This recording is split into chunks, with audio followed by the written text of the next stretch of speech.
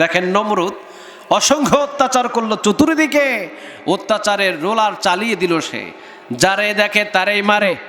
নমরুদের বিরুদ্ধে যে কথা বলে তারে হত্যা করে, যে নমরুদের বিরুদ্ধে কথা বলে তারে ফাঁসি দিয়ে দেয়, যে নমরুদের বিরুদ্ধে কথা বলে তার উপরে অত্যাচার করে।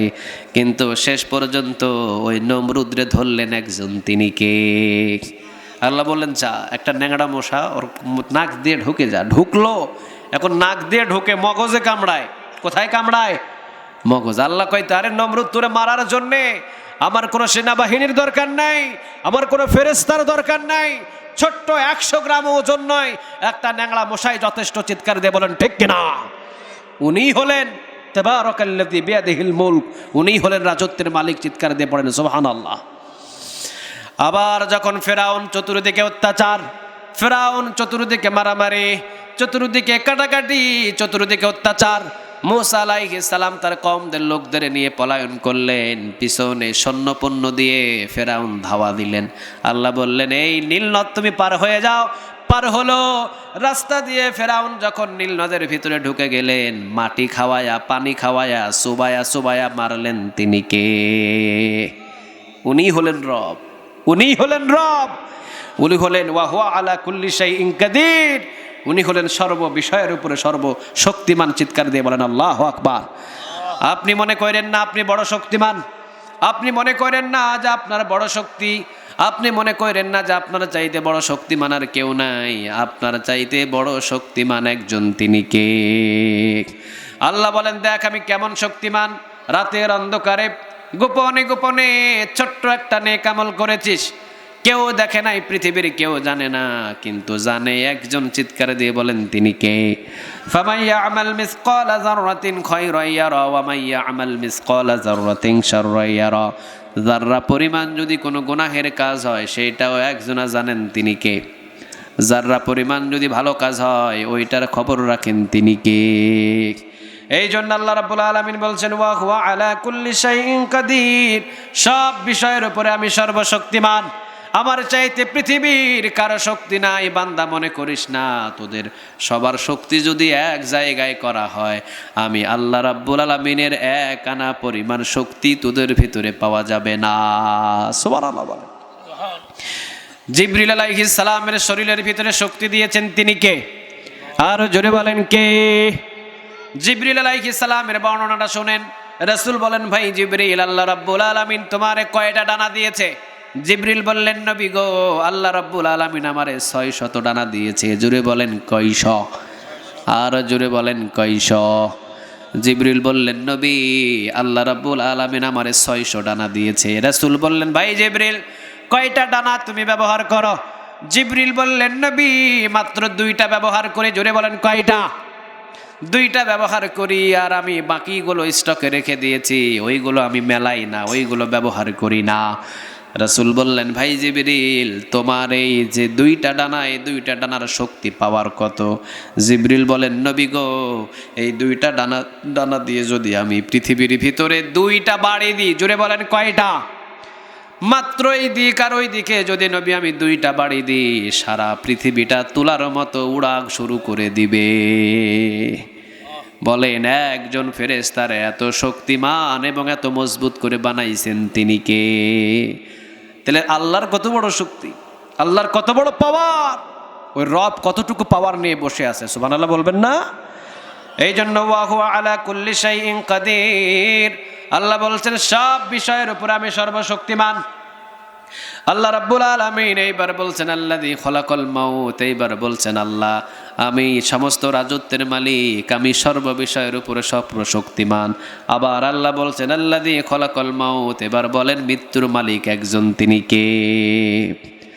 কোন মানুষের কোথায় মৃত্যু হবে এটা কে জানে? আমার মৃত্যু কোথায় হবে এটা কে জানে? আপনার মৃত্যু কোথায় হবে এটা কে জানে? কোন মানুষটা কোন জায়গায় কিভাবে ইন্তেকাল করবে ওইটা পৃথিবীর কেউ জানে না, ওইটা জানে একজন। চিৎকার দিয়ে বলেন তিনি কে? ওমর রাদিয়াল্লাহু তাআলা আনহু তিনি নিজেও জানতেন না যে মৃত্যুটা কখন হবে, কিন্তু মৃত্যু লিখিত একজনা দেন, তিনি কে? মৃত্যু দেওয়ার মালিক কে বলেন? রাসূল বলেন আমি জানি না কোন মানুষের মৃত্যুটা কোথায় হবে, তবে আমি রাসূল সাল্লাল্লাহু আলাইহি ওয়াসাল্লাম একটু ইঙ্গিত পাই, কারণ আমার ইঙ্গিত দেয় তিনি কে। মৃত্যুর খবর কেউ কখনো কোনো সময় বলতে পারে না, কারণ 5টা জিনিস আল্লাহ নিজের কাছে রেখে দিয়েছেন। জুড়ে বলেন কয়টা? আরো জুড়ে বলেন কয়টা? সূরা লোকমানের একেবারে শেষ নাম্বার আয়াতে আল্লাহ রাব্বুল আলামিন এই 5টা ওয়াদা দিলেন, বান্দা 5টার খবর পৃথিবীর কারো কাছে তোদের জানা থাকবে না, এই 5টার খবর জানেন একজন, তিনি কে। তার ভিতরে একটা হলো কে কোথায় কিভাবে মৃত্যুবরণ করবে, এইটার খবর পৃথিবীর কেউ জানে না, এইটার খবর জানি আমি আল্লাহ। চিৎকার দিয়ে বলেন আল্লাহু আকবার। এই জন্য আল্লাযী খলাকাল মাউত, মৃত্যুর মালিক হলেন আল্লাহ, ওয়াল হায়াত, হায়াতের মালিক আল্লাহ। আল্লাহ বলেন মানুষরে মারি আমি আল্লাহ, আবার মানুষরে জীবিত রাখি আমি আল্লাহ। আমাদের হায়াত দিয়ে বাঁচায় রাখছেন তিনি কে। এই কোরআনের ভিতরে আরেকটা সূরা আছে, ইজা জুলজিলাতিল আরদু জিলজালাহা। এইটা যদি একবার পড়েন না, তাহলে 7.5 পারা কোরআন তেলাওয়াতের নেক আল্লাহ আমল নামায় জমা করে দেয়। 2 বার পড়লে 15 পারা, 3 বার পড়বেন, এরপর 4 বার পড়বেন, 4 বার পড়লে পুরা কোরআন তেলাওয়াতের নেক আমল নামায় জমা করে দেয় তিনি কে। দেখেন এই কোরআনের ভিতরে একটা আয়াত আছে, সবচেয়ে দামি আয়াত, যে আয়াতের চাইতে আর কোনো দামি আয়াত নাই। বলেন ওই আয়াতটার নাম কি দেখি? আয়াতুল, সবাই বলেন আয়াতুল কুরসি।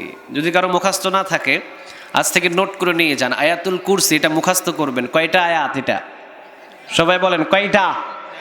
একটা। দেখেন একটা আয়াত পড়লে কতগুলো লাভ, কতগুলো শান আর কতগুলো মর্যাদা।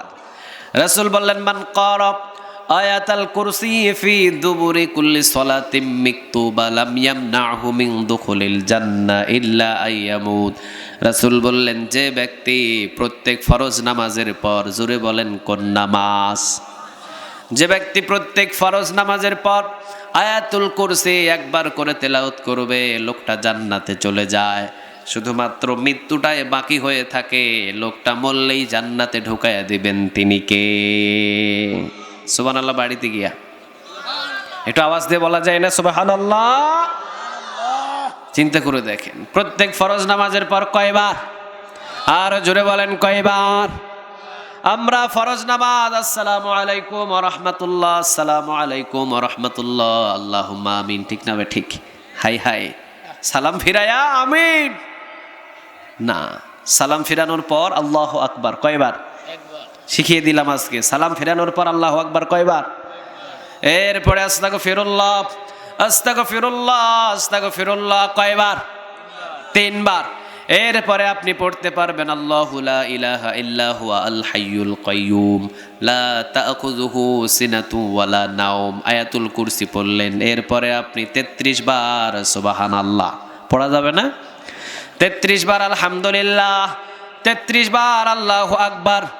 এরপরে পড়বেন লা ইলাহা ইল্লাল্লাহু ওয়াহদাহু লা শারিকা লাহু লাহুল মুলকু ওয়া লাহুল হামদু ইউহয়ি ওয়া ইউমীতু ওয়া হুয়া আলা কুল্লি শাইইন কাদির। বলেন কথাগুলো কার?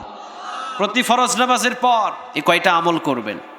সালাম ফিরানোর পরেই মোনাজাত নয়, আসসালামু আলাইকুম ওয়া রাহমাতুল্লাহ, আসসালামু আলাইকুম ওয়া রাহমাতুল্লাহ, আল্লাহু আকবার বলবেন কয়বার? এরপরে 3 বার আস্তাগফিরুল্লাহ, 33 বার সুবহানাল্লাহ, 33 বার আলহামদুলিল্লাহ, 33 বার আল্লাহু আকবার, একবার লা ইলাহা ইল্লাল্লাহু ওয়াহদাহু লা শারীকা লা লাহুল মুলকু ওয়া লাহুল হামদু ইউহয়ি ওয়া ইউমীতু ওয়া হুয়া আলা কুল্লি শাইইন কাদির। আর একবার পড়বেন আল্লাহু লা ইলাহা ইল্লা হুয়া আল হাইয়ুল কাইয়ুম। এগুলো পড়বেন। এগুলো পড়ার পর পারলে মোনাজাত করেন, আর না করলেও কোনো অসুবিধা নেই। তবে একা একা মোনাজাত করলেও কবুল করবেন তিনি কে? আরো জোরে বলেন কে? তবে মোনাজাতের আগে আপনি এই তাসবিহগুলো পড়বেন, এগুলো অনেক দাম। রাসূল বলেন কোন নামাজি যদি সালাম ফিরানোর পর 33 বার সুবহানাল্লাহ, 33 বার আলহামদুলিল্লাহ, 33 বার আল্লাহু আকবার, আর যদি একবার পড়ে লা ইলাহা ইল্লাল্লাহু ওয়াহদাহু লা শারীকা লাহু লাহুল মুলকু ওয়া লাহুল হামদ ইউহয়ি ওয়া ইউমীতু ওয়া হুয়া আলা কুল্লি শাইইন কাদির, সাগরের ফেনা পরিমাণ যদি ওই বান্দার কোনো গুনাহ থাকে, ওই গুনাহটারও মাফ করে দিবেন তিনি কে? এইগুলোই তো পড়া দরকার। এইগুলো পড়বেন বেশি। এই জন্য আয়াতুল কুরসি যদি প্রত্যেক ফরজ নামাজের পর একবার করে পড়েন, আপনার মৃত্যু হতে দেরি হবে, জান্নাতে ঢোকাইতে দেরি করবে না। তিনি কে? সবচাইতে দামি আয়াত। সবচাইতে কি আয়াত বলেন? দামি আয়াত। আজকে আমরা 67 নম্বর সূরা থেকে কথা শুনবো। কত নাম্বার? সবাই বলেন কত নাম্বার? আচ্ছা, কোরআন থেকে কথা শুনলে ইমানটারে বাড়ায়া দেন। তিনি কে? সবাই বলেন তিনি কে? ইন্নামাল মুমিনুনা আল্লাযীনা ইযা যুকিরাল্লাহু ওয়াজিলাত কুলুবুহুম ওয়া ইযা তুলিয়াত আলাইহিম আয়াতুহু যাদাতুহুম ঈমানা ওয়া আলা রাব্বিহিম ইয়াতাওয়াক্কালুন। যারা কোরআনের আয়াত তেলাওয়াত করে, যারা কোরআনের আয়াত ফলো করে, যাদের সামনে কোরআনের আয়াত তেলাওয়াত করা হয়, তাদের ঈমানটা বেড়ে যায়। চিৎকার দিয়ে বলেন আল্লাহু আকবার। আর ঈমান বাড়তে বাড়তে এমন পর্যায়ে ঈমান বেড়ে যায়, ওয়া আলা রাব্বিহিম ইয়াতাওয়াক্কালুন। তারা আর পৃথিবীর কারো পরোয়া করে না, তারা আর পৃথিবীর কারো উপরে ভরসা করে না। ভরসা একজনের, তিনি কে? আমাদের সব মুমিনদের ভরসা হলো লা ইলাহা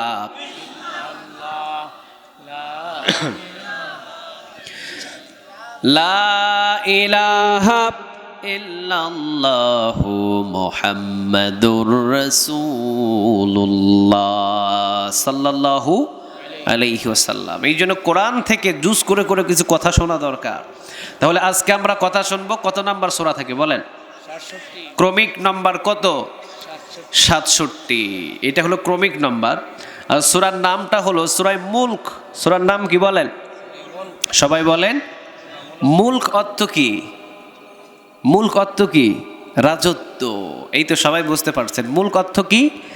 রাজত্ব। সূরা মুলক থেকে আজকে কথা হবে।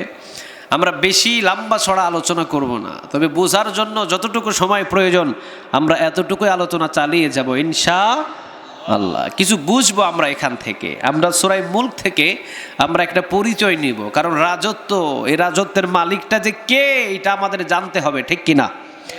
আমরা ঘুরছি, আমরা ফিরছি, আমরা বাড়ি বানাই, আমরা ঘর বানাই, আমরা টাকা বানাই, আমরা বিল্ডিং বানাই, ফ্ল্যাট বানাই, কোম্পানি বানাই, সব কিছু বানাই, কিন্তু আসল মালিক এগুলো যে আমরা বানাই, কিন্তু আমি তো মালিক নই, এগুলোর আসল মালিককে ওইটা আমরা আজকে জেনে যাব ইনশাআল্লাহ। তাহলে সূরার নাম কি? সবাই বলেন, মুখস্থ করে। সূরার নাম মুলক। আগামীকালকে যদি বলেন যে গতকালকে যে মাহফিলে গেলেন কি শিখছেন, তাহলে বুঝতে হবে সূরা মুলক থেকে কিছু কথা শুনেছি, বলা যাবে না। তাহলে সূরার নাম কি? সূরা মুলক। আজকে আমরা পরিচিত হলাম এই কোরআনের 114টা সূরার ভিতরে একটা সূরার নাম আছে, সূরার নামটা হলো সূরা মুলক, মানে রাজত্বের সূরা। কিসের সূরা? রাজত্বের সূরা।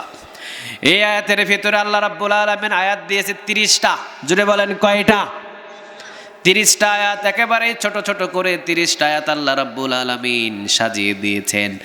আজকের পর থেকে আমরা চেষ্টা করব একদিনে এক আয়াত। 30 দিনে কয় আয়াত? সবাই বলেন 30 দিনে কয় আয়াত? একদিনে কয় আয়াত? 30 দিনে কয় আয়াত? পারা যাবে?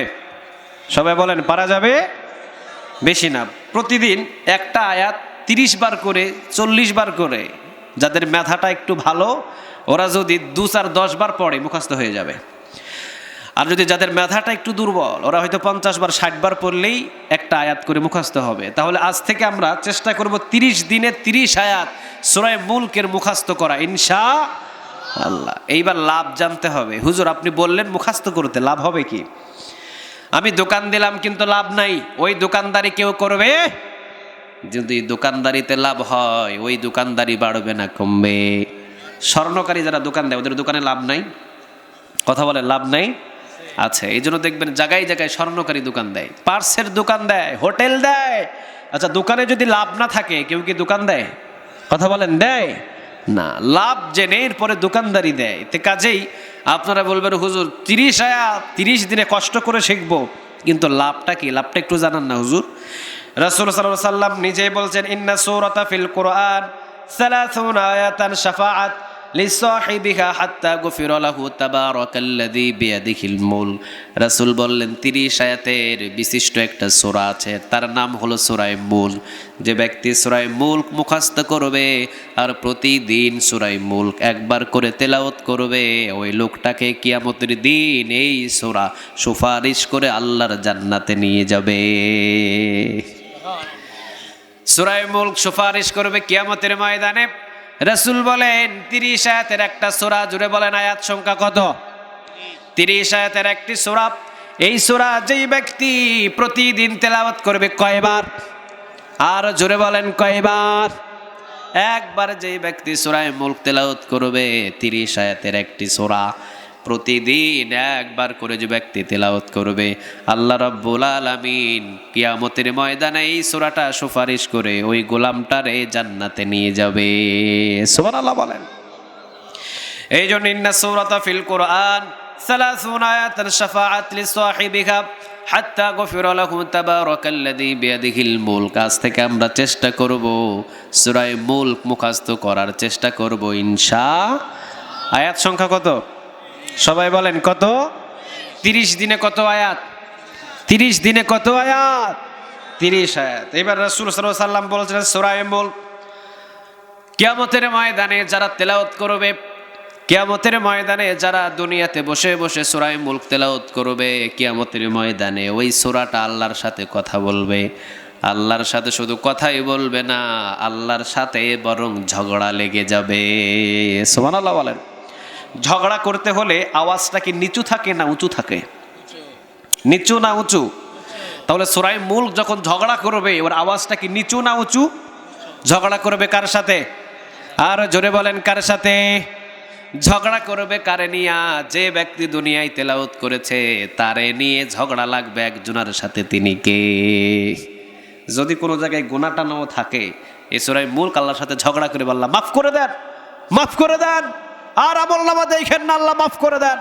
ইয়া রব, আল্লাহর এই গোলামটারে মাফ করে দেন, আমি সূরা মুলকে তেলাওয়াত করেছে, মাফ করে দেন। ওরে মাফ না করা পর্যন্ত ওর পিছু আমি ছাড়বো না, মাফ করে দেন। কার সাথে ঝগড়া লাগবে? সবাই বলেন কার?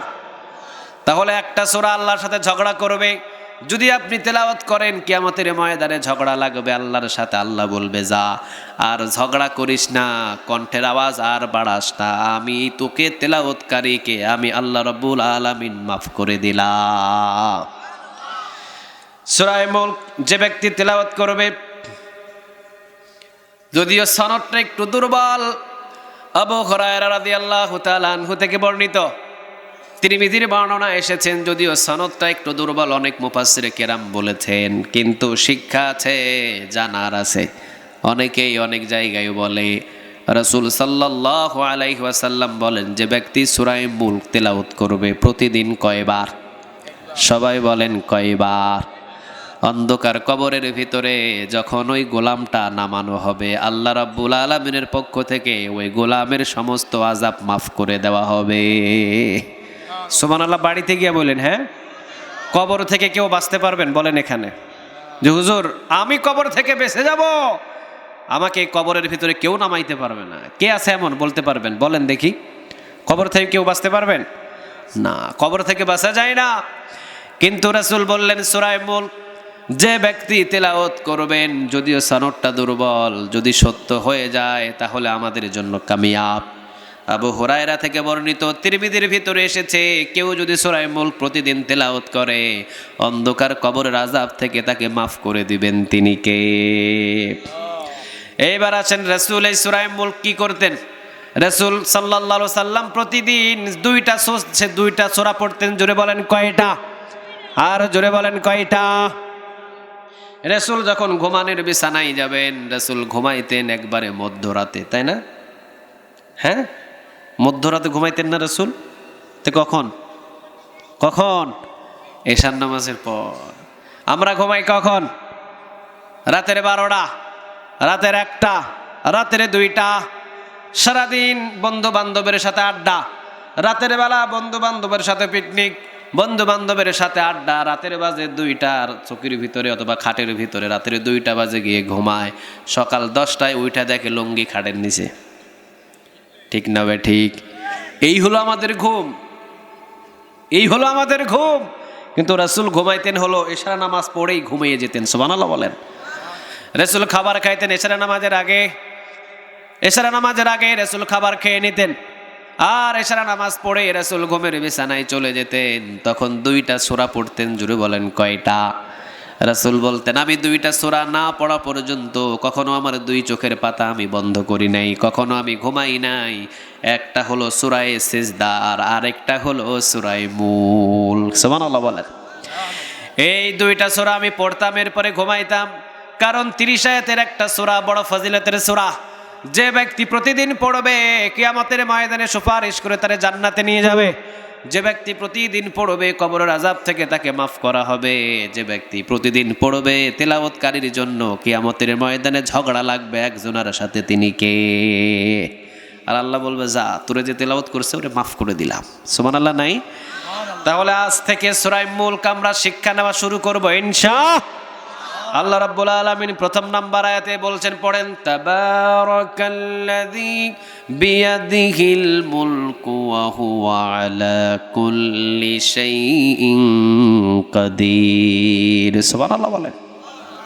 এই যে আয়াতটুকু আমি পড়লাম, এই আয়াতের ভিতরে যদি 50টা হরফ থাকে, তে প্রতিটা হরফে হরফে কয় নেক? সবাই বলেন, কয় নেক? অনেকে মনে করবেন, হুজুর আপনি তেলাওয়াত করছেন, ও হুজুর আপনি তেলাওয়াত করে আপনি পেয়েছেন নেক। না, আম্মা জান আয়েশা রাদিয়াল্লাহু তাআলা আনহা তিনি বলেন, যে ব্যক্তি কোরআনের একটা আয়াত তেলাওয়াত করে, ওই ব্যক্তি তেলাওয়াত করে যা নেক পেয়েছে, যে পাশে থেকে শুনেছে তার আমলনামায় ততটুকু নেক জমা করে দিয়েছেন তিনি কে? মানে একজন কোরআন তেলাওয়াত করে, ও যদি 10টা করে নেক পায়, আর আপনি ধৈর্য নিয়ে শুনেছেন, আপনার আমলনামায়ও প্রতি হরফে আল্লাহ 10টি করে নেক জমা করে দিবে। এই জন্য মাঝে মাঝে সময় পাইলে মসজিদে, মাঝে মাঝে সময় পাইলে মাদ্রাসায় এসে বসে থাকবেন। কারণ মাদ্রাসায় কোরআন তেলাওয়াত আছে না নাই? মসজিদে নামাজের ভিতরে কোরআন তেলাওয়াত আছে না নাই? তবে বসে বসে তেলাওয়াত করা আর নামাজের ভিতরে তেলাওয়াত করা দুইটা দুই ধরনের। সুবহানাল্লাহ বলেন। দেখেন, কেউ যদি মসজিদে অথবা কোনো একটা জায়গায় বসে বসে তেলাওয়াত করে, অন্তত তেলাওয়াতের মান অনুযায়ী তাকে কমসে কম 10টা করে নেক প্রতি হরফে দান করে দিবেন, তিনি কে? আবার ওই মানুষটাই যদি এখন নামাজে দাঁড়ায়, নামাজে দাঁড়ানোর পরে যদি হাত বেঁধে যদি এখন তেলাওয়াত করে, ওই তেলাওয়াতটা এবার প্রতি হরফে হরফে 100টা করে নেক আমলনামায় জমা করবেন, তিনি কে? এই জন্য বসে থেকে তেলাওয়াতের চাইতে নামাজে দাঁড়িয়ে যদি তেলাওয়াত করেন, প্রতি হরফে 100 করে নেক আপনার আমলনামা জমা হয়ে যাবে। চিৎকার দিয়ে বলেন আল্লাহু আকবার। এই জন্য দেখবেন অসংখ্য মানুষ নফল নামাজ পড়তেই থাকে, অসংখ্য মানুষ নফল নামাজ বাড়াইতেই থাকে। কারণ নফল নামাজ যদি বেশি পড়েন আল্লাহর নৈকট্য লাভ করা যায়। সুবহানাল্লাহ বলবেন না? যেই জন্য তাবারাকাল্লাযী বিয়াদিহিল মুলক, বরকতময় আল্লাহ যার হাতে রাজত্ব। এবার বলেন, রাজত্বর মালিক কে? আর জোরে বলেন, কে? আল্লাহ বলেন, ওই যে আসমান, ওই যে জমিন, ওই যে সূর্য, ওই যে চন্দ্র, ওই যে আকাশ, ওই যে চন্দ্র সূর্য, কীট পতঙ্গ, পৃথিবীতে যা কিছু আছে সমস্ত রাজত্বের মালিক পৃথিবীর কেউ নয় রে বান্দা, সমস্ত রাজত্বের মালিক একজন, তিনি কে? কিন্তু আমরা মনে করি ক্ষমতার চেয়ারে বসলে আমি সব। নাই এমন কথা কন না কেন? নাই? আচ্ছা, ডায়রিয়া যদি হয়, একবার পায়খানা করলেন, 2বার করলেন, 3বার করলেন, পাতলা পায়খানা শুরু, 10 বার যদি একটা মানুষ পায়খানা করে, ওর শরীর কি আর শরীর থাকে? ও কি দাঁড়ায় থাকতে পারে? ও কি হয়? বসে যায়, শুয়ে যায়। 10 বার পায়খানা করে যদি আপনার বিছানায় শুয়ে যেতে হয়, আপনি রাজত্বের মালিক হতে পারেন না। রাজত্বের মালিক হলো আমার আল্লাহ। চিৎকার দিয়ে বলেন ঠিক কিনা? এইবার রাসূল বললেন, রাজত্বের মালিক হতে হলে কয়েকটা কোয়ালিটি লাগবে।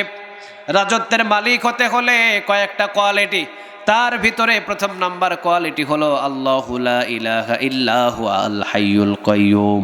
রাজত্বের মালিক হতে হলে 1 নাম্বার কোয়ালিটি হলো জীবনে কোনো দিন মৃত্যুবরণ হবে না। পৃথিবীতে যত নেতা আছে সবার মৃত্যু আছে না নাই? ফেরাউনের মৃত্যু আছে না নাই? নমরুদের মৃত্যু আছে না নাই? আবু জেহেলের মৃত্যু আছে না নাই? আমাদের বাংলাদেশের প্রধানমন্ত্রী, উনিও দুনিয়ায় তো থাকতে পারবে না, উনিও তো কোনোদিন বলেন নাই যে আমি মারা যাব না। আমাদের বাংলাদেশের প্রধানমন্ত্রীও জানে মৃত্যু সবার কাছে আসবে, মৃত্যুটারে থেকে বাঁচানোর পৃথিবীর কারো ক্ষমতা নাই। ঠিক কিনা? উনিও জানে মরে যেতে হবে, উনিও জানে চলে যেতে হবে। তাহলে এই রাজত্বের মালিক পৃথিবীর কেউ নাই। যদি আপনি রাজত্বের মালিক দাবি করতে চান তাহলে আপনাকে সর্বপ্রথম মৃত্যু থেকে বাঁচতে হবে। মৃত্যু থেকে বাঁচা যায় না, মৃত্যু থেকে একজনা বেঁচে আছেন, তিনি কে? আল্লাহু লা ইলাহা ইল্লা হুয়া আল হাইয়ুল কাইয়্যুম। আল্লাহ হচ্ছেন তিনি, যিনি ছাড়া কোনো ইলাহা নাই, কোনো উপাস্য নাই, কোনো মাবুদ নাই। তিনি চিরঞ্জীব, তিনি চিরস্থায়ী। চিৎকার দিয়ে বলেন আল্লাহু আকবার। তিনি চিরঞ্জীব, তিনি চিরস্থায়ী, তার মৃত্যু হবে না, তাকে কেউ মৃত্যু দিতে পারে না। লা তাখুযুহু সিনাতু ওয়ালা নাওম, তার ঘুমও নাই, তার তন্দ্রামিও নাই। চিৎকার দিয়ে বলেন আল্লাহু আকবার। তাহলে সারা রাজত্বের মালিক যদি আপনি হতে চান, সর্বপ্রথম আপনাকে চিরঞ্জীবী হতে হবে। পৃথিবীর যত মানুষ আছে সমস্ত মানুষ কখনো চিরঞ্জীব হয় না। চিরঞ্জীব একজন, তিনি কে? তিনি। এই জায়গা থেকে যে আমরা বাড়ি পর্যন্ত যাইতে পারবো কোনো গ্যারান্টি আছে? কথা বলেন, কেউ গ্যারান্টি দিতে যাবে না, গ্যারান্টি দেওয়া সম্ভব নয়। এখান থেকে যে আমি বাড়ি পর্যন্ত যেতে পারবো আমার কোনো গ্যারান্টি নাই। কাজে বোঝা যায় আমি মরণশীল, আমাকে মরতে হবে, কিন্তু মৃত্যু নাই কার? আর ওজনে সবাই বলেন মৃত্যু নাই কার? আল্লাহ রাব্বুল আলামিন বললেন তাবারাকাল্লাযী বিয়াদিহিল মুলক, বরকতময় আল্লাহ যার হাতে রাজত্ব। আল্লাহ বলেন আমার হাতে রাজত্ব, আমি হলাম রাজত্বের মালিক। তোদেরকে কিছুদিনের জন্য চেয়ারে বসিয়েছি, কিন্তু আসল চেয়ারে বসে আছেন একজন, তিনি কে? আল্লাহ বলছেন কুলিল্লাহুম্মা মালিকাল মুলক তুতিল মুলকা মান তাশা ওয়া তানজিউল মুলকা মিম্মান তাশা ওয়া তুইজ্জু মান তাশা ওয়া তুযিল্লু মান তাশা বিয়াদিকাল খায়র ইন্নাকা আলা কুল্লি শাইইন কাদির। বলেন কথাটা কার? ইন্নাকা আলা কুল্লি শাইইন কাদির। আল্লাহ বলছেন ইন্নাকা আলা কুল্লি শাইইন কাদির, আমি সর্ববিষয়ের উপরে সর্বশক্তিমান। তোরা জেনে রাখ, আমি আল্লাহ সকালে যদি কারো গলায় ফুলের মালা পরিয়ে দিই, ওই মানুষটারে আবার টেনে হেঁচড়ে রাতের বেলা জুতার মালা পরাইতে দেরি করি না। এই মালিকটা একজন, তিনি কে? ক্ষমতার চেয়ারে উঠাইতে পারে, আবার ক্ষমতার চেয়ার থেকে নামাইতে পারে, তিনি হলেন একজন। চিৎকার দিয়ে বলেন তিনি কে? দেখেন নমরুদ অসংখ্য অত্যাচার করলো, চতুর্দিকে অত্যাচারের রোলার চালিয়ে দিল সে। যারে দেখে তারেই মারে, নমরুদের বিরুদ্ধে যে কথা বলে তারে হত্যা করে, যে নমরুদের বিরুদ্ধে কথা বলে তারে ফাঁসি দিয়ে দেয়, যে নমরুদের বিরুদ্ধে কথা বলে তার উপরে অত্যাচার করে। কিন্তু শেষ পর্যন্ত ওই নমরুদরে ধরলেন একজন, তিনি কে? আল্লাহ বললেন যা, একটা ন্যাংড়া মশা ওর নাক দিয়ে ঢুকে যা। ঢুকলো, এখন নাক দিয়ে ঢুকে মগজে কামড়ায়। কোথায় কামড়ায়? মগজ। আল্লাহ কয় তারে নমরুদ তোরে মারার জন্যে আমার কোনো সেনাবাহিনীর দরকার নাই, আমার কোনো ফেরেশতার দরকার নাই, ছোট্ট 100 গ্রাম ওজন নয়, একটা ন্যাংড়া মশাই যথেষ্ট। চিৎকার দিয়ে বলেন ঠিক কিনা? উনি হলেন তাবারাকাল্লাযী বিয়াদিহিল মুলক, উনি হলেন রাজত্বের মালিক। চিৎকার দিয়ে পড়েন সুবহানাল্লাহ। আবার যখন ফেরাউন চতুর্দিকে অত্যাচার, ফেরাউন চতুর্দিকে মারামারি, চতুর্দিকে কাটাকাটি, চতুর্দিকে অত্যাচার, মূসা আলাইহিস সালাম তার কওমদের লোকদের নিয়ে পলায়ন করলেন। পিছনে সৈন্যপণ্য দিয়ে ফেরাউন ধাওয়া দিলেন। আল্লাহ বললেন এই নীল নদ তুমি পার হয়ে যাও। পার হলো রাস্তা দিয়ে। ফেরাউন যখন নীল নদের ভিতরে ঢুকে গেলেন, মাটি খাওয়ায়া, পানি খাওয়ায়া, সুবায়া সুবায়া মারলেন। তিনি কে? উনি হলেন রব, উনি হলেন রব। এই যাবৎ পৃথিবীতে যারাই নিজের রাজত্ব বলে মনে করে রাজত্বটাকে চালাতে চেয়েছে, তাদেরকে আছাড় দিয়ে, মশা দিয়ে, পানি খাওয়ায়া, ঘোলা পানি, মাটি খাওয়ায়া, নাকে মুখে দিয়ে ঢোকায়া, এরপরে তাদেরকে দুনিয়া থেকে শেষ করেছে। চিৎকার দিয়ে বলেন ঠিক কিনা? ওটাই হলো মালিক, ওটাই হলো রব, ওটাই হলো রাজত্বের মালিক। চিৎকার দিয়ে বলেন আল্লাহু আকবার। তাহলে আল্লাহ রাব্বুল আলামিন বলছেন তাবারাকাল্লাযী বিয়াদিহিল মুলক, রাজত্বের মালিক কে? আরো জোরে বলেন কে? আমরা যে ঘরগুলো বানাই, আমরা যে বাড়িগুলো বানাই, ওই বাড়ির মালিক আমি নই, ওই বাড়ির মালিকটাও তিনি কে? এলাকায় দেখবেন অসংখ্য মানুষগুলো ঘর বানায়, বাড়ি বানায়, টাকা বানায়, পয়সা বানায়, শেষ পর্যন্ত এলাকার ওর ঘরের ভিতরে বাতি জ্বালানোর কোনো লোক থাকে না। ঘরগুলো ঢসে ঢসে পড়ে যায়, জমি জমাগুলো খাস হয়ে যায়। বোঝা যায় ওই জমিনের মালিক, ওই বাড়ির মালিক, ওই গাড়ির মালিক মালিক নয়, আসল মালিক হলো আল্লাহ। চিৎকার দিয়ে বলেন ঠিক কিনা? এগুলো বুঝতে হবে আমাদের। এই জন্য আল্লাহ রাব্বুল আলামিন বলছেন তাবারাকাল্লাযী বিয়াদিহিল মুলক, আল্লাহ রাব্বুল আলামিন রাজত্বের মালিক। আল্লাহ বলছেন বান্দারে তোদেরকে যে আমি ছেলে দিয়েছি, তোদেরকে যে আমি মেয়ে দিয়েছি, লাহু মা ফিস সামাওয়াতি ওয়া মা ফিল আরদ, লাহু মা ফিস সামাওয়াতি ওয়া মা ফিল আরদ, আসমান এবং জমিনের ভিতরে যা কিছু আছে সব কিছুর মালিক একজন, তিনি কে? লাহু মা ফিস সামাওয়াতি ওয়া মা ফিল আরদ, ওই যে আসমান, এই যে জমিন, এর ভিতরে যা কিছু আছে সব কিছুর মালিক কে বলেন? আল্লাহর নাম নিতে কেমন লাগে বলেন? চিৎকার দিয়ে বলেন আল্লাহ। তাহলে ওই যে আসমান, ওই যে জমিন, এর ভিতরে যা কিছু আছে সব কিছুর মালিক পৃথিবীর কেউ নয়, সব কিছুর মালিক একজন, তিনি কে? আচ্ছা, আমাদের ছেলের মালিক কে? আমাদের বিবির মালিক কে? আমাদের সন্তান সন্তানের মালিক কে? তাহলে বোঝা যায় পৃথিবীতে যারাই আছে সব কিছুর মালিক পৃথিবীর কেউ নয়, সব কিছুর মালিক হলো আল্লাহ। চিৎকার দিয়ে বলেন ঠিক কিনা?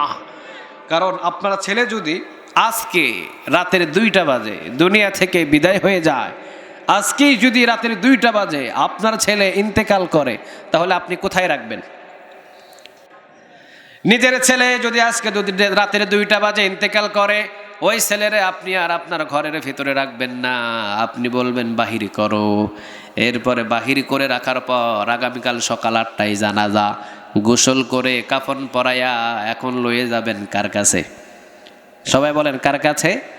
অন্ধকার কবরে শোয়া দেওয়া মানে কার কাছে দেওয়া?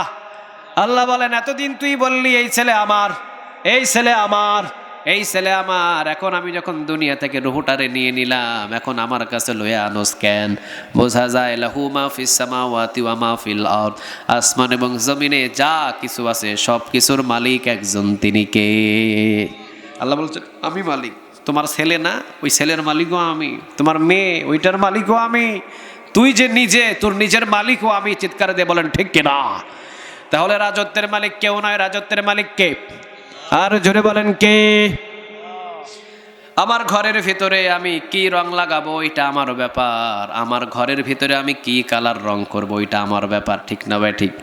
আচ্ছা, আমি 50 লক্ষ টাকা দিয়ে একটা বিল্ডিং বানালাম, বিল্ডিং বানানোর পর ওই ঘরে আমি কয়টা জানালা ছাড়বো, ওই ঘরে আমি কি টাইলস লাগাবো, ওই ঘরে আমি কি কালার রং লাগাবো, ওইটা আমার ইজাজতে হবে নাকি পাশের গ্রামের ইজাজতে হবে? আমার ইজাজতে, কারণ আমি টাকা খরচ করেছি, ওই বাড়ির মালিক আমি, ওইটা কষ্ট করে আমি বানিয়েছি। এবার বলেন জমিনটা কার? আর জোরে বলেন জমিনটা কার? আল্লাহ বলেন আমার জমিন, আমার জমিনে কোরআনের মাহফিল হবে, কোনো বাধা দেওয়া যাবে, কারণ কোরআনটা কার? আল্লাহ বলেন আমার জমিনে আমার কোরআনের দাওয়াত চলবে, আমার জমিনে কোরআনওয়ালারা আমার কথাগুলো বলবে, আমার জমিনে জায়গায় জায়গায় কোরআনের রাজ কায়েম করবে, কারণ জমিন যার আইনটা চলবে কার? আপনার বিবি আপনার কথা শোনে না, আপনার বিবি আরেক বেড়ার কথা শুইনা চলো, ওই বিড়িটা রাখবেন আপনি? কথা কন না কেন? রাখবেন? তালাক। কি দিবেন? তালাক।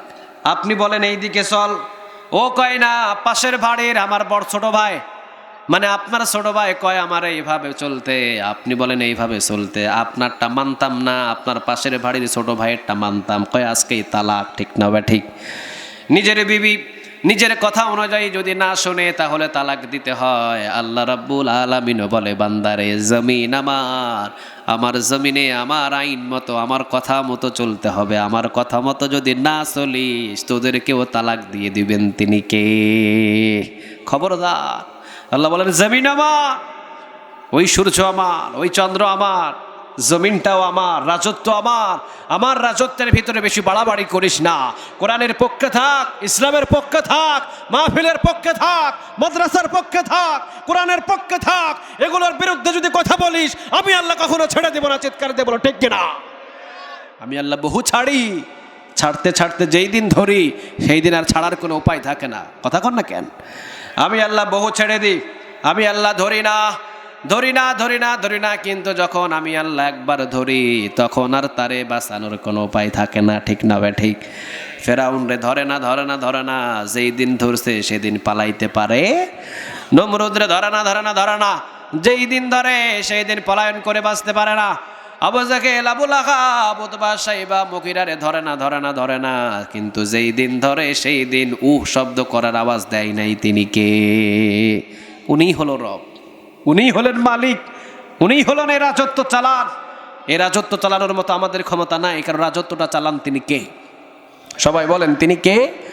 আল্লাহ। এই জন্য আল্লাহ বলছেন তাবারাকাল্লাযী বিয়াদিহিল মুলক, আমি আল্লাহর হাতের ভিতরে রাজত্ব, আমি আল্লাহর রাজত্ব, আমার রাজত্ব নিয়ে কেউ বাড়াবাড়ি করিস না, আমার রাজত্বের ভিতরে কোনোদিন কোনো কামড়া কামড়ি করিস না। বান্দা, এই পৃথিবীতে অসংখ্য শাসনকর্তাকে আমি দুনিয়া থেকে শেষ করতে দিয়েছি। যারা চেয়ারে বসে আছো, তোমরাও আমি আল্লাহর আইন অনুযায়ী চলো। যদি আমার আইন না মানো, কিয়ামতের দিন ধরবেন একজন, তিনি কে? কারণ জমিনটা কার? সবাই বলেন, জমিনটা কার? আল্লাহর। আল্লাহ বলছেন তাবারাকাল্লাযী বিয়াদিহিল মুলক, আমি আল্লাহ রাজত্বের মালিক। ও বান্দা, আমি আল্লাহ শুধু রাজত্বের মালিক তা না, ওয়া হুয়া আলা কুল্লি শাইইন কাদির, আমি সর্ববিষয়ের উপরে সর্বশক্তিমান, সব বিষয়ে সর্বশক্তিমান একজন, তিনি কে? আল্লাহর সাথে কেউ পারবেন লড়াই করে, যুদ্ধ করে? কারো কোনো কিছু করার ক্ষমতা আছে? না, কারো কোনো কিছু করার ক্ষমতা নাই। ওই মালিকের সাথে পৃথিবীর কারো ক্ষমতা নাই যে যুদ্ধ করে পারবে। সমস্যা, কারণ তিনি হলেন সব বিষয়ের উপরে সর্বশক্তিমান। আমরা পৃথিবীর যত মানুষ আছে, সমস্ত মানুষ যদি এক জায়গায় দাঁড়িয়ে যায়, আর আল্লাহ যদি বলে ইন্নামা আমরুহু ইযা আরাদা শাইআন আইয়াকুলা লাহু কুন ফায়াকুন, আল্লাহ যদি বলে হয় কুন ফায়াকুন, পাথর হয়ে যা, সাথে সাথে পৃথিবীর সব মানুষ পাথরে রূপান্তরিত হয়ে যাবে। চিৎকার দিয়ে বলেন ঠিক কিনা? আল্লাহ যদি বলে পৃথিবীর সমস্ত মানুষ গলে পানি হয়ে যা, একটা মানুষ দুনিয়ার ভিতরে থাকতে পারবে না, সমস্ত মানুষদেরকে পানি বানায় ফেলবেন, তিনি কে? উনি হলেন ওয়া হুয়া আলা কুল্লি শাইইন কাদির, উনি হলেন সর্ব বিষয়ের উপরে সর্বশক্তিমান। চিৎকার দিয়ে বলেন আল্লাহু আকবার। আপনি মনে করেন না আপনি বড় শক্তিমান, আপনি মনে করেন না যে আপনার বড় শক্তি, আপনি মনে করেন না যে আপনার চাইতে বড় শক্তিমান আর কেউ নাই। আপনার চাইতে বড় শক্তিমান একজন, তিনি কে? আল্লাহ বলেন দেখ আমি কেমন শক্তিমান। রাতের অন্ধকারে গোপনে গোপনে ছোট্ট একটা নেক আমল করেছিস, কেউ দেখে নাই, পৃথিবীর কেউ জানে না, কিন্তু জানে একজন। চিৎকার দিয়ে বলেন তিনি কে? ফামান ইয়ামাল মিসকালা যাররাতিন খায়রান ইয়ারা ওয়া মান ইয়ামাল মিসকালা যাররাতিন শাররান ইয়ারা, যাররা পরিমাণ যদি কোনো গুনাহের কাজ হয় সেটাও একজনা জানেন, তিনি কে? যাররা পরিমাণ যদি ভালো কাজ হয় ওইটার খবর রাখেন, তিনি কে? এই জন্য আল্লাহ রাব্বুল আলামিন বলছেন ওয়া হুয়া আলা কুল্লি শাইইন কাদির, সব বিষয়ের উপরে আমি সর্বশক্তিমান, আমার চাইতে পৃথিবীর কারো শক্তি নাই। বান্দা মনে করিস না, তোদের সবার শক্তি যদি এক জায়গায় করা হয়, আমি আল্লাহ রাব্বুল আলামিনের এক আনা পরিমাণ শক্তি তোদের ভিতরে পাওয়া যাবে না। সুবহানাল্লাহ বলেন।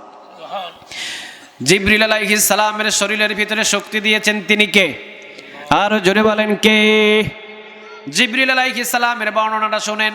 রাসূল বলেন ভাই জিবরিল, আল্লাহ রাব্বুল আলামিন তোমারে কয়টা ডানা দিয়েছে?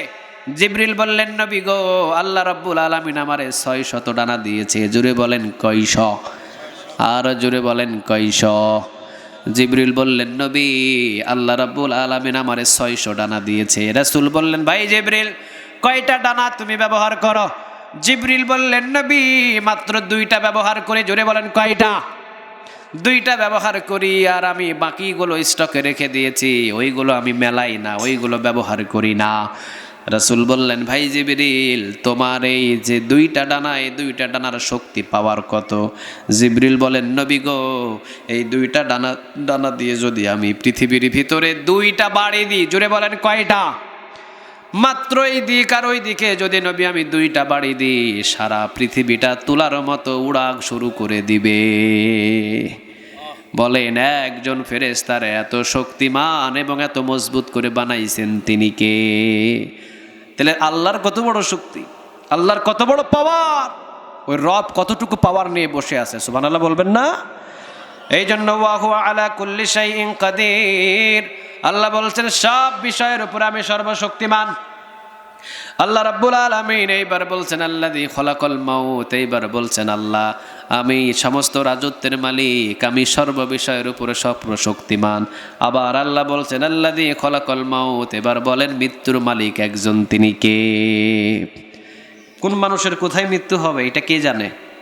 আমার মৃত্যু কোথায় হবে এটা কে জানে? আপনার মৃত্যু কোথায় হবে এটা কে জানে?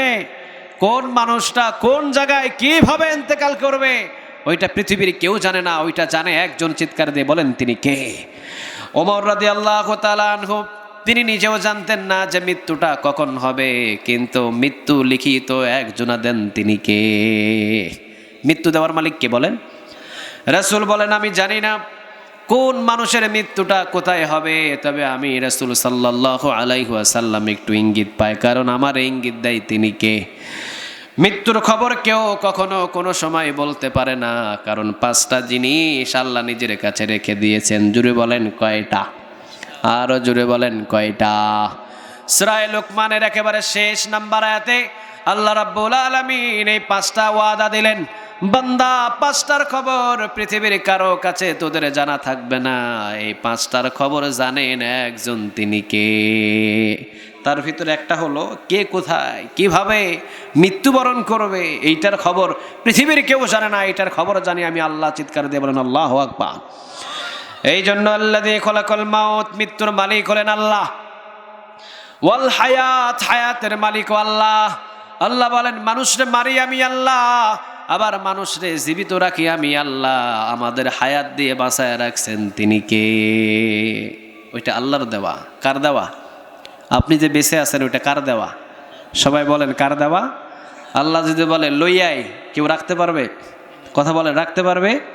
বাংলাদেশের ভিতরে সেনা প্রধান যিনি আছেন, ওনার তো অস্ত্রের অভাব নাই, ওনার চতুর্দিকে বডিগার্ড, উনি চতুর্দিকে নিরাপদে থাকেন। উনি যাইতে হলে 1000 কিলোমিটার যদি যায়, তো অন্তত 2000 কিলোমিটার পর্যন্ত ওনার গার্ড দেওয়া থাকে, ঠিক কিনা? উনি যাইতে হলে ওনার গাড়ির সামনে 10টা, পিছনে 10টা গার্ড দিয়ে ওনাকে নিয়ে যাওয়া হয়। তাহলে বাংলাদেশের সেনা প্রধান যদি এত গার্ড দিয়ে নিয়ে যাওয়া হয় ওনার নিরাপত্তা দেওয়ার জন্যে, ওনার নিরাপত্তা দেওয়ার জন্য চতুর্দিকে 500 সেনাবাহিনী মোতায়েন করে রাখা হয়েছে। ওইটার মাঝখানে সেনাবাহিনী চলে এসে ওইটার মাঝখানে মালাকুল মউত ফেরেশতা চলে এসেছে তার জানটা কবজ করার জন্য। বলেন কেউ বাঁচাইতে পারবে? সবাই বলেন বাঁচাইতে পারবে? সেনাবাহিনী 500 মোতায়েন করে রাখা হয়েছে। কেন 500 পারবে না? অস্ত্র দিয়ে যদি গুলি করে পারবে না? না, বোঝা যায় ওই মালাকুল মাউত অর্থাৎ মৃত্যুর কাছে কোনো গুলির কোনো খবর থাকে না। সেনাবাহিনী 100 নয়, 200 নয়, লক্ষাধিক যদি মোতায়েন করে রাখা হয়, এরপরও যেই দিন সেনাপ্রধান দুনিয়া থেকে বিদায় হবে সেই দিন তাকে কেউ ধরে রাখতে পারবে না। চিৎকার দিয়ে বলেন ঠিক কিনা? এই হায়াতটা কার? সবাই বলেন এই হায়াতটা কার? আল্লাহ। আল্লাহ বলেন আমি যতদিন হায়াত দিয়েছি কেউ তারে দুনিয়া থেকে বিরত রাখতে পারবে না।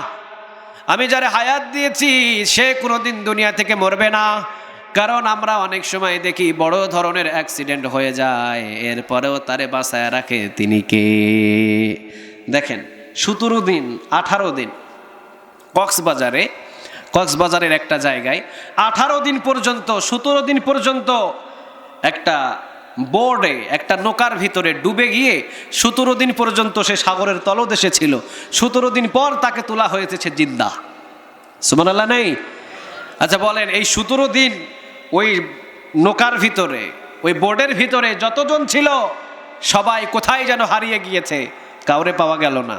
ছিল কয়েকজন, সবাই শেষ, মারা গিয়েছে, কেউ পচে গিয়েছে, কেউ হারিয়ে গিয়েছে, কে কোথায় চলে গেল কারো খবর নাই।